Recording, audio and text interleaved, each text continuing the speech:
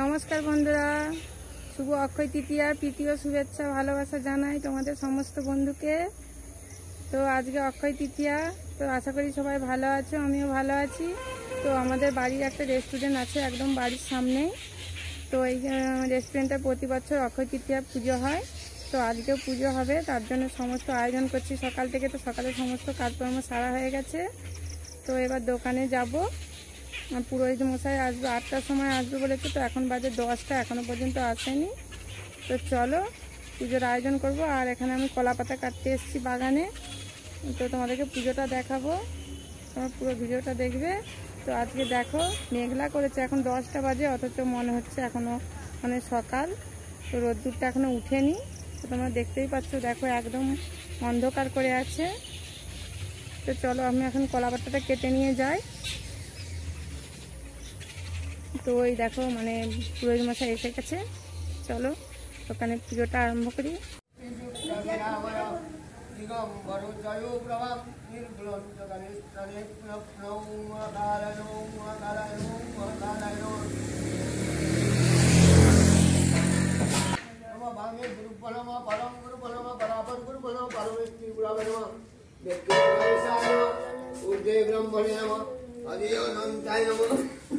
পশ্চাতে ক্ষেত্রবালায় নমঃ সম্মুখে